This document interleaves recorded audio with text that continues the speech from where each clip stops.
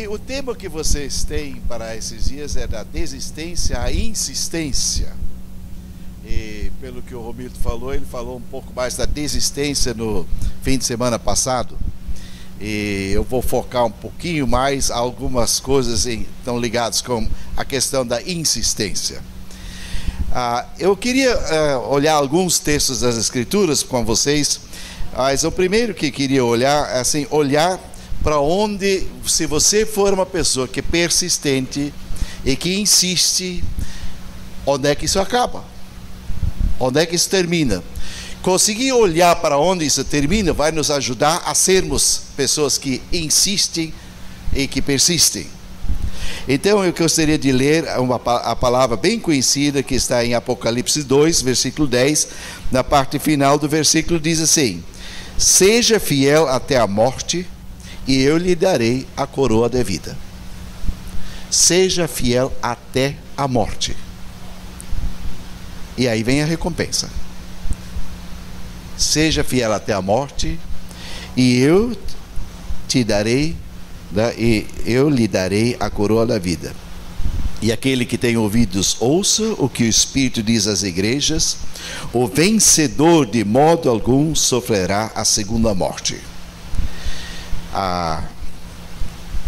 Essa é uma palavra para a igreja, e a palavra para a igreja que é: seja fiel por toda a sua vida, mesmo que você tropece às vezes no caminho, mas busque de novo ao Senhor, levante e siga adiante, e procure ser fiel em termos da sua fé, da sua caminhada. Procure ser fiel naquilo que você aprendeu das Escrituras. Procure ser fiel em servir ao Senhor, em buscar o Senhor e de perseverar na fé até o final, porque a recompensa vem depois. A coroa normalmente nós associamos com a coroa de reis, né? A Noruega tem rei, né? Nós não temos reis. Mas a coroa da qual Paulo fala normalmente não está relacionada a reis, está relacionada aos Jogos Olímpicos. Em vez de ganhar uma medalha de ouro, de prata ou de bronze, nesses tempos antigos, os corredores, os lutadores, ou quem eram os vencedores, os que tiravam o primeiro lugar, chegavam na frente, ganhavam uma coroa de louros. Era um ramalhete feito de louro, um galho de louro com as folhas de louro, que era trançado e colocado na cabeça. Essa era a honra. Então é mais uma questão de honra, até porque aquele galinho de louro com suas folhas, uma semana depois as folhas caíram, né? Então não era uma questão significativa de você ganhar uma vantagem. A questão é a premiação, a questão de ganhar a premiação que vem do Senhor para nós. Essa é onde nós chegar. Então, à medida que você for uma pessoa que é insistente, que é persistente na caminhada da fé, no servir o Senhor, olhe para o final. Sempre mantenha olhos no final. E os vencedores, diz aqui, não vão passar pela segunda morte. Tem uma morte aqui e tem uma depois, né, que nesse sentido, onde tem pessoas que vão sumir da existência se eles não foram fiéis e não perseveraram na fé.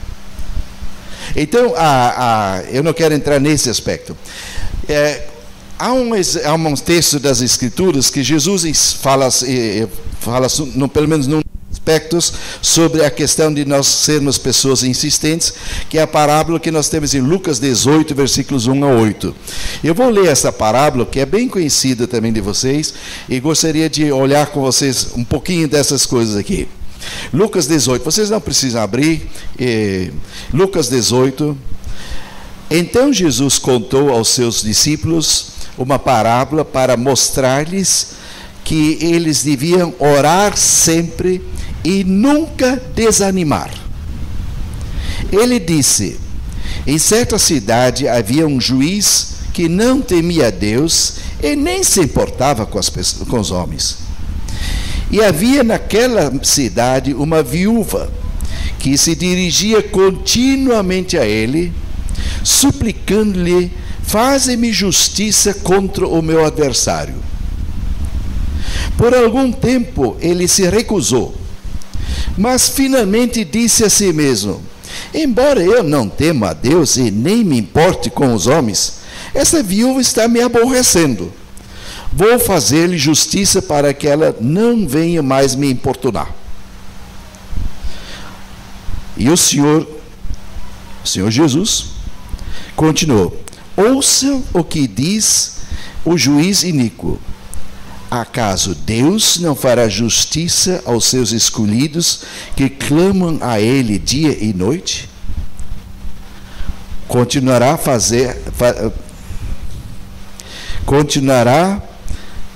Dá para desligar? Fixar esse ventilador para o lado de vocês?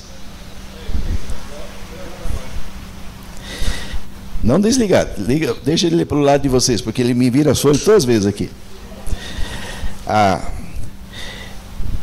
Continuará fazendo esperar. Eu lhes digo que Deus fará justiça e depressa. Contudo, quando vier o Filho do Homem, encontrará fé na terra? Essa é uma parábola. Jesus conta uma história. Hoje Jesus está ensinando a seus discípulos e também que deseja ensinar para nós. O que Jesus está querendo ensinar? O fato de sermos insistentes, de sermos perseverantes num certo aspecto na oração. E esse é um aspecto fundamental.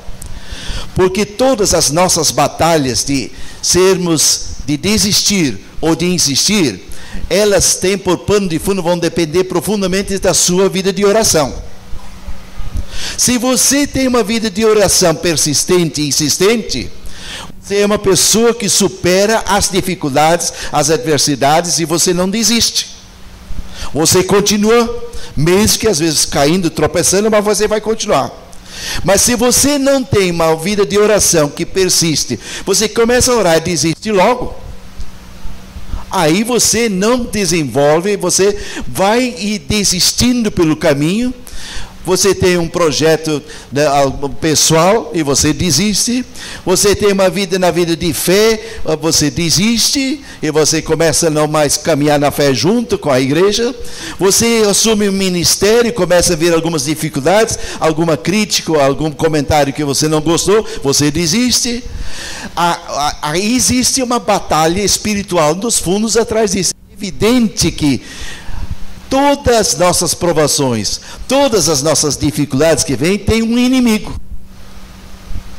O inimigo que procura, que é Satanás, em última análise, que procura fazer você desistir da caminhada da fé, do seu ministério que você assumiu, de qualquer coisa, das coisas do reino de Deus. O diabo sempre vai estar tentando derrubar você. E essa batalha espiritual, ela está aí. Como é que se vence essa batalha espiritual? Se tornando uma pessoa que é insistente, que persiste. E onde é que se trava esta batalha de desistir ou sermos insistentes, de sermos perseverantes? Está no nível da oração. Agora, o que diz Jesus nessa história? O versículo 1 diz o que Jesus queria ensinar. No versículo 1 diz: então Jesus contou aos seus discípulos uma parábola para mostrar-lhes que eles deviam orar sempre e nunca desanimar.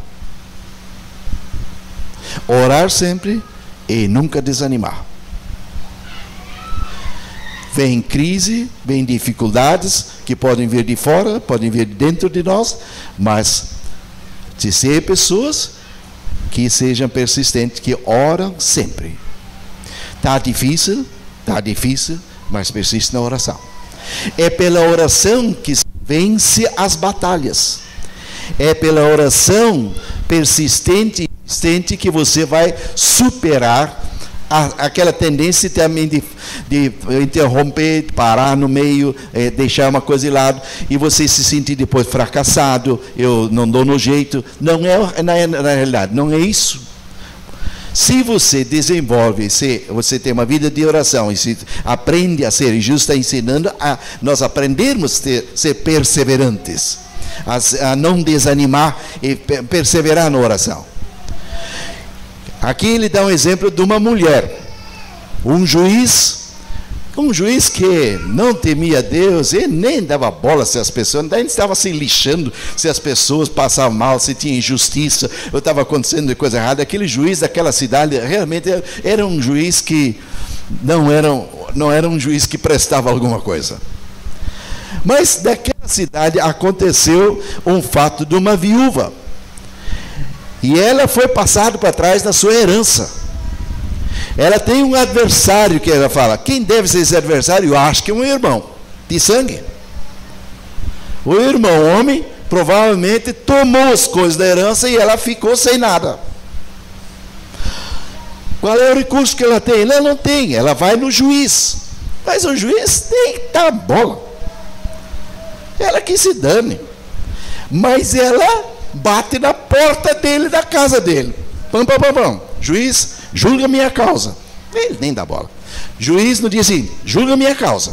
E ele nem dá bola. Juiz no dia seguinte, julga minha causa. Tem essa causa, situação, né, de injustiça contra a minha situação. E ele não quer. Isso vai e vai e vai, e ela insiste com esse juiz, que é um péssimo juiz, que não quer julgar a causa dela, nem se importa que ela nem tá para aí que ela está sendo injustiçada, mas ela insiste de tal forma que chega o dia que o juiz diz: bem, eu não temo a Deus e também não me importa o que acontece com as pessoas, mas essa mulher está começando a me dar muito trabalho. Eu vou julgar a causa dela para ela parar de ficar batendo na minha porta todos os dias. Está aí no fórum, todos os dias no fórum, e bate na minha casa, está insistindo para a minha casa. E ele acaba julgando, mesmo sendo um juiz que não prestava nada. Ele julga a causa da mulher. E julga, naturalmente, favorável a ela, fazendo justiça no caso. Então, essa é a história que Jesus conta. A insistência de ser insistente. E daí Jesus diz: agora veja uma coisa, ele diz para os seus discípulos e também diz para eles: se esse cara, esse juiz que não valia nada, não era um juiz digno de ser juiz, já julga a causa dessa mulher, e se você ora para Deus, pense então Deus cuidando das situações. Se um juiz desses já julga, mesmo que ele não servia, não era um juiz ruim, imagine Deus que é bom. Se você insiste com ele, persiste com ele, você está na presença dele sempre em oração. Deus não vai ouvir? Jesus disse: mas lógico que Deus vai ouvir. E muito rapidamente, mais ligeiro que normalmente você pensa. É que o nosso rápido às vezes é mais rápido que nós, né, às vezes né, o rápido de Deus e o nosso rápido nem sempre fecham igual, né? Os tempos de Deus e nós nem sempre são bem iguais. Mas Deus vai julgar, Deus vai cuidar da nossa causa, Jesus está dizendo. Mas onde está o problema?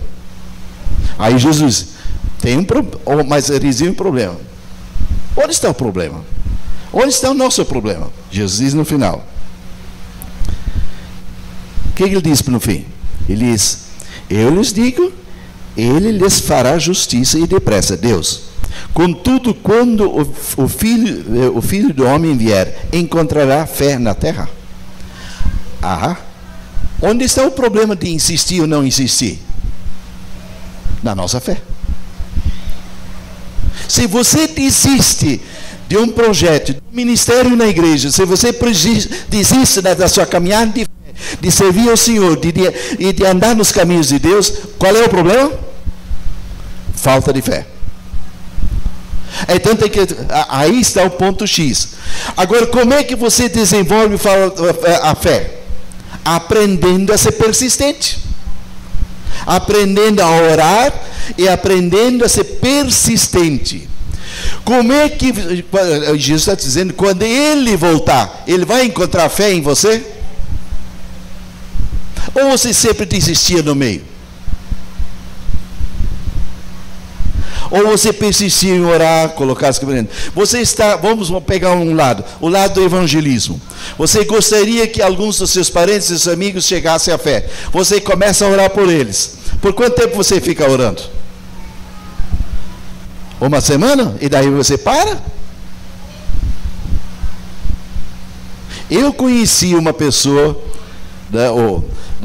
que orou por um dos seus amigos de infância e de juventude, 51 anos, até que a pessoa se converteu. Orou 51 anos, até que a pessoa chegou à fé. É persistência, é insistir perante Deus. É verdade que as coisas não tem a ver com a pessoa. Tem pessoas que são mais resistentes. Ele tinha, na realidade, 3 amigos de infância pelas quais orou. Um chegou logo na fé, pelo qual ele começou a orar. Outro levou uns 10 anos. E outro só chegou à fé pouco depois que ele morreu, 51 anos depois. Persistência é insistência. Agora, por aí você vê a nossa fé. A nossa fé é uma coisa que precisa crescer. E como é que a nossa fé vai crescer? Ela vai amadurecer. É diante das provas da vida. Eu quero ler agora um outro texto que está em Tiago, capítulo 1, versículos 2 e 3. Vocês podem acompanhar, quem tiver a Bíblia aberta, pode abrir lá. Tiago 1, eu vou ler do versículo 1 até 4. Tiago 1, 1 até 4. Tiago, servo de Deus e do Senhor Jesus Cristo, as 12 tribos dispersas entre as nações, saudações. Meus irmãos, considerem por motivo de grande alegria o fato de passarem por diversas provações, pois vocês sabem que a provação da sua fé produz perseverança, e a perseverança deve ter ação completa, a fim de que vocês sejam maduros e íntegros, sem lhes faltar coisa alguma. Como é que nós crescemos na fé? Como é que nós nos tornamos pessoas insistentes? Pessoas persistentes, que perseveram, passando por coisas difíceis. Normalmente nós pensamos que a vida de crente abençoada é aquela que a pessoa não tem problema nenhum. Não é verdade. Não é isso que as Escrituras nos ensinam. Um cristão abençoado é aquele que cresce e se torna uma pessoa de uma fé madura, perseverante, insistente, que aguenta as coisas mais difíceis da vida. Alguns nos perguntaram, nós passamos por uma dificuldade, né?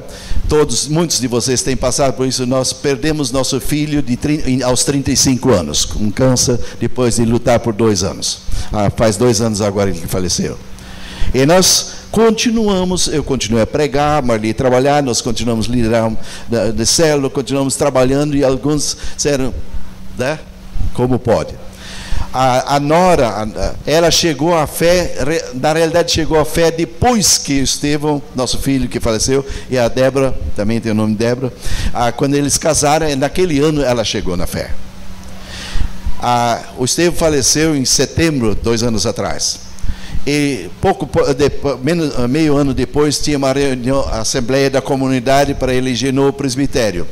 E ela se candidatou para ser tesoureira, ela é atualmente tesoureira da igreja. Ela ficou sozinha, um casamento abençoado. Ela dizia, é muito difícil eu pensar em casar de novo, porque o meu padrão de exigência de casamento ficou muito alto. Difícil achar no padrão que eu tinha. E ela ficou com um menino de 4 anos, que é nosso neto, Lucas, e a nossa neta pequena, que tinha 1 ano e 4 meses, para criar. E ela se candidatou, se dispôs para ser tesoureira. Ela não desistiu nada da caminhada de fé, ao contrário, ela se envolveu. Ela cuida de uma classe da escola dominical. Nós temos 4 classes dos cultos domingo à noite, porque temos 30 e poucas crianças, né? Então, ela não desistiu, ela persistiu. E ao contrário, ela assumiu mais na igreja e no trabalho do reino do que ela fazia antes. As dificuldades, elas são a escola de Deus para me amadurecer. O que diz aqui? Acho que vamos começar com o primeiro versículo, e um detalhe que eu queria observar. Tiago, servo de Deus e do Senhor Jesus Cristo. Este Tiago, tanto que nós sabemos, era irmão de sangue de Jesus. Esse Tiago aqui, que escreve aqui. Mas ele não fala disso. Ele reconhece em Jesus o Senhor, porque ele ouviu ressuscitado. A Bíblia faz em 1 Coríntios um destaque entre os diversos grupos de pessoas que viram Jesus ressuscitado, também foi visto por Tiago. Tiago, que era líder da igreja primitiva em Jerusalém e era irmão de sangue de Jesus. E esse Tiago, no entanto, não faz nenhuma referência de ter parentesco de sangue com Jesus. Ele disse: Tiago, servo de Deus e servo do Senhor Jesus Cristo. Servo, a palavra servo significa escravo. Escravo abre mão, um escravo não tem direitos próprios, não tem vontade própria para comprar uma casa ou para fazer. Ele está a serviço do seu Senhor. Agora, como cristão, nós tomamos uma postura de sermos, como Tiago, de sermos servos do Senhor. Aliás, você diz, quem diz aqui, Jesus é o meu Senhor? Quem tem Jesus como seu Senhor? Isso significa, Jesus é seu dono. Não é a sua vontade, eu estou dizendo, não é minha vontade que prevalece, eu vou fazer a vontade dele, porque ele é Senhor, eu sou servo. Então esta é uma premissa para nós nos tornarmos pessoas que são persistentes, são perseverantes e que aprendem a superar e enfrentar as dificuldades, as adversidades, as provações, as tentações que vêm. Porque nós não abrimos, nós dissemos, o Senhor é que dirige a minha vida. Eu vou fazer as coisas de acordo com Ele, nas minhas finanças, no meu casamento, na minha vida sexual, na educação dos filhos. Eu procurar fazer a vontade dEle, não a minha. Então, isso é uma premissa fundamental que é para nós. Muitos tropeçam na caminhada de fé porque eles não entregaram, não assumiram Jesus como seu Senhor. Então há uma confusão de prioridades. As prioridades pessoais muitas vezes se sobrepõem sobre as prioridades de Deus. E aí quando vem alguma dificuldade, qualquer coisa, aí já larga as coisas da igreja, já vai largando a caminhada de fé, porque as prioridades pessoais, os interesses pessoais estão acima das coisas de Deus. Então aí está uma das coisas fundamentais por onde nós temos que ter clareza. Jesus é meu Senhor, então eu vou procurar fazer a vontade dEle. E a vontade dEle não é ruim para conosco, ela é boa. As coisas que Deus tem para nós como Senhor são maravilhosas, não são ruins. Jesus não é um carrasco, Jesus não é um tirano. Ele é um Senhor que serve, é um Senhor amoroso na nossa vida. Tem cuidado de nós. Ele sabe do que nós precisamos. Ele sabe dos nossos gostos. Ele nos criou assim como somos. Então, você pode, servindo a Ele, procurando fazer a vontade dEle, Ele vai te cuidar para você ter coisas boas e ter coisas maravilhosas na vida. Talvez não tudo o que você queira egoisticamente do ponto do projeto pessoal, mas coisas melhores do que isso Ele tem para você.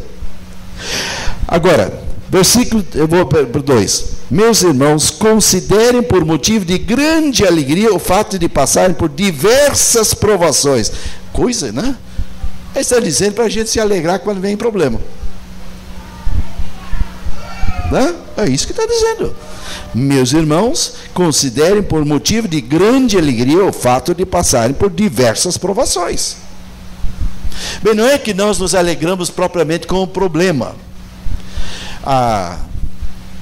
Alguns estavam fazendo o Enem, hoje ainda, né?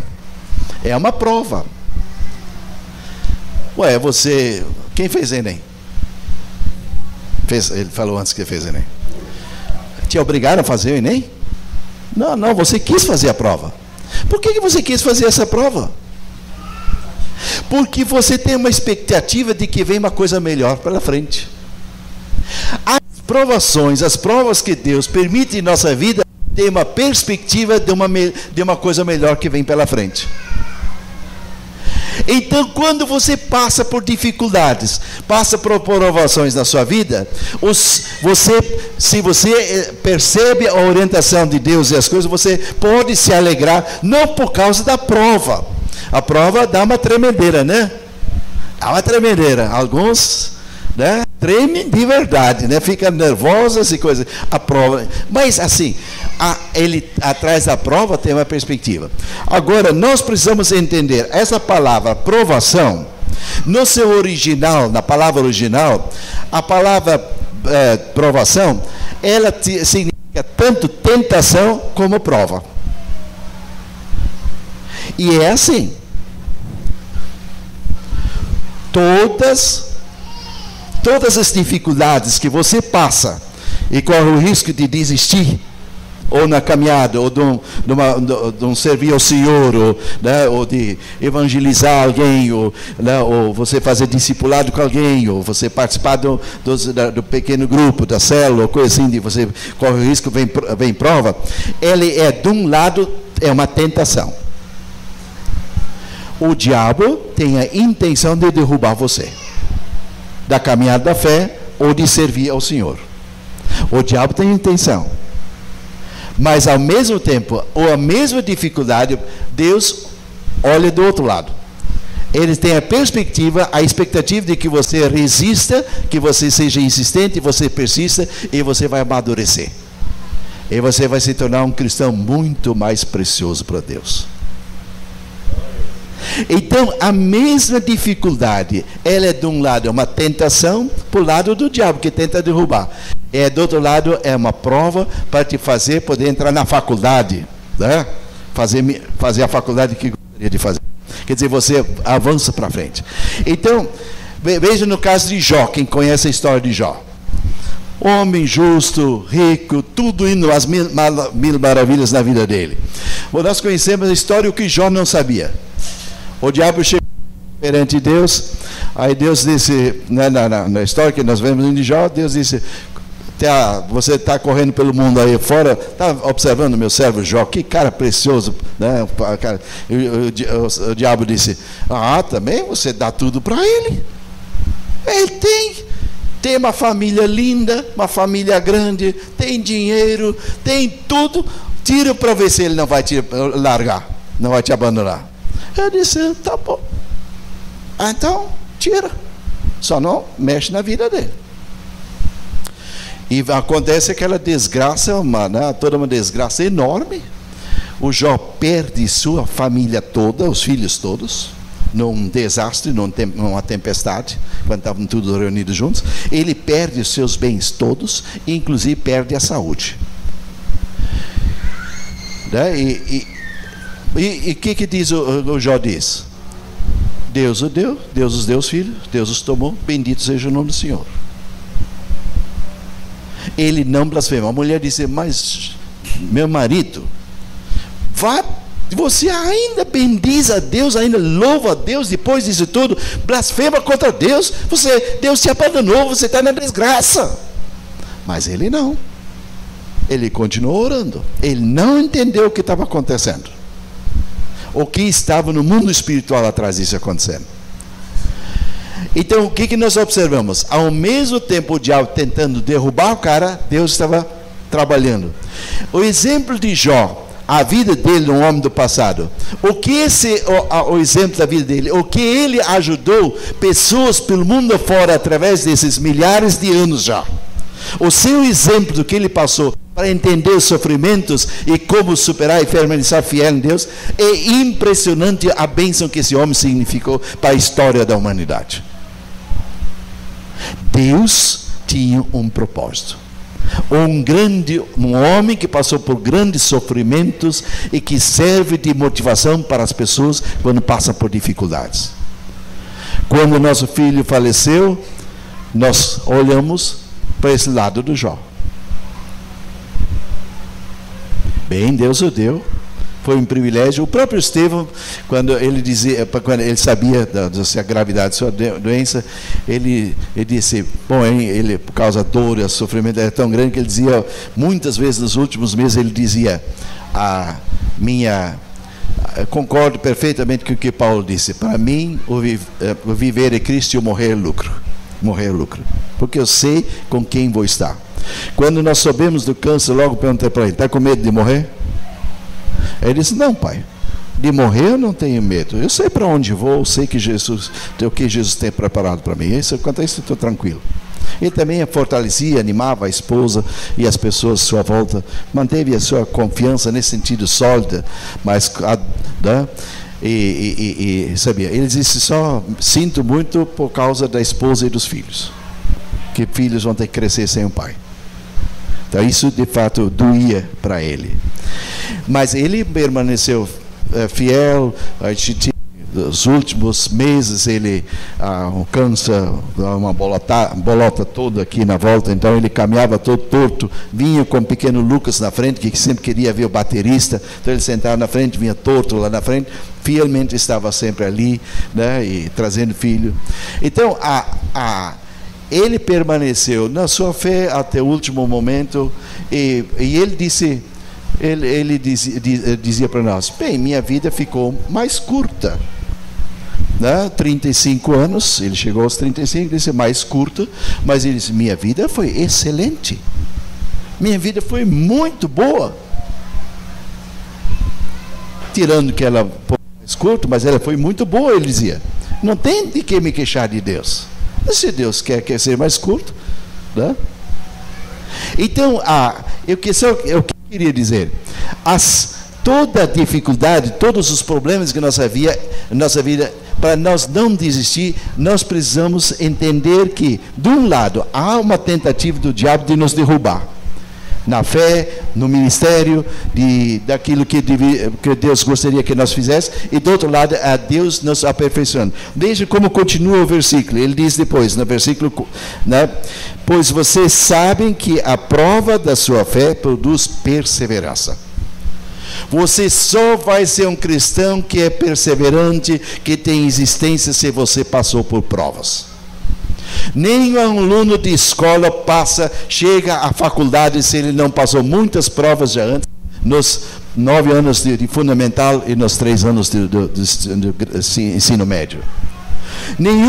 Nenhuma pessoa termina a faculdade e chega a um diploma sem muitas provas pelas quais passou. Nenhum de nós se torna um cristão precioso, útil para o reino de Deus de verdade, se não passa por muitas dificuldades e aprendeu a ser persistente nesse caminho, ser insistente nesse caminho. Aqui diz: e a perseverança deve ter ação completa, versículo 4. A perseverança, nós temos que nos tornar uma perseverança que não tem mais nada que nos faz desistir. Ela deve chegar a uma ação completa. Ação completa, a fim de que vocês sejam maduros e íntegros, sem lhes faltar coisa alguma. Por que isso está aí? Porque é importante que você chegue a ter uma perseverança, alguém que é insistente, que não desiste, nem que as coisas mais difíceis sucedam na sua vida. Pode ficar tranquilo, Deus não vai dar carga maior para você do que você pode suportar. E se Deus nos deu essa questão de passar por ter a morte de um filho, que não é natural, normalmente os filhos veem a morte dos pais, não o contrário. Então, porque Deus tinha seu propósito numa lição mais difícil para nós, e nós podemos ser exemplo de perseverar para a igreja, para os irmãos, de como se persevera e se persiste no meio das dificuldades. Então, esta é uma questão.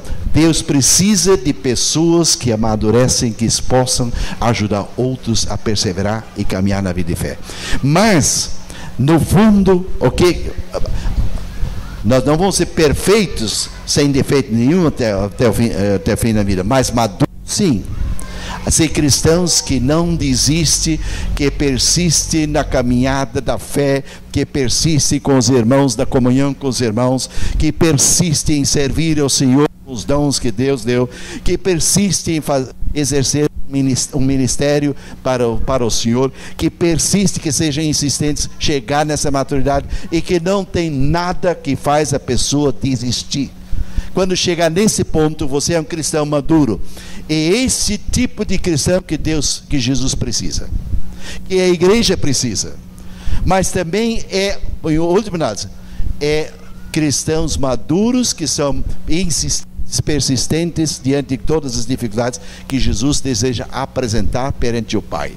Se você olhar em João 17, quando Jesus está orando pelos seus discípulos e está dizendo: Pai, estou apresentando-lhe, os que tu me deste, estou agora, queria te falar deles. Ele fala em todo o capítulo 17, ele está dizendo: tu me deste, eles aprenderam, eles estão firmes, eles amadureceram, eles te conhecem plenamente. Qual é o propósito de Jesus com você?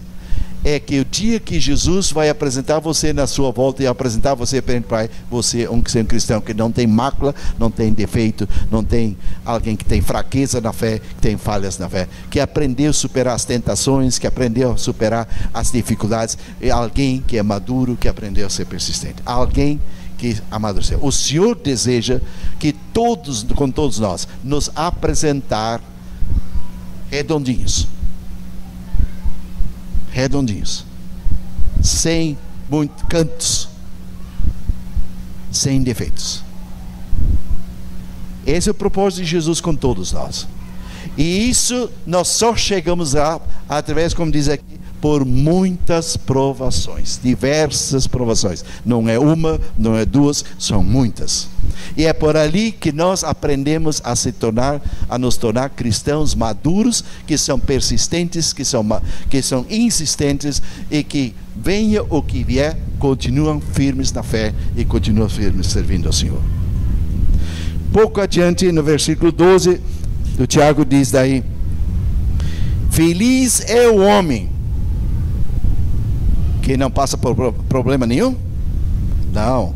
Feliz é o homem que persevera na provação. Feliz a pessoa que aprendeu diante das dificuldades ficar firme, não desistir. Não desistir da caminhada de fé, não desistir da igreja, não desistir da proposta que Jesus tem para ele, para servir. Então, fica firme. E aí ele diz: feliz é o homem que persevera na provação, porque depois de aprovado receberá a coroa da vida. Tem a recompensa, vem depois. O Senhor tem sua recompensa depois. Estou curioso como é que vai ser. Que Deus prometeu aos que o amam, porque quem ama Jesus fica firme com Deus, porque foi amado por Ele e fica firme. Então, insistência. Tornar-se pessoa insistente, perseverante, é uma pessoa que aprendeu a passar por provações e que permanece firme e que se torna cada vez mais valoroso. Amém?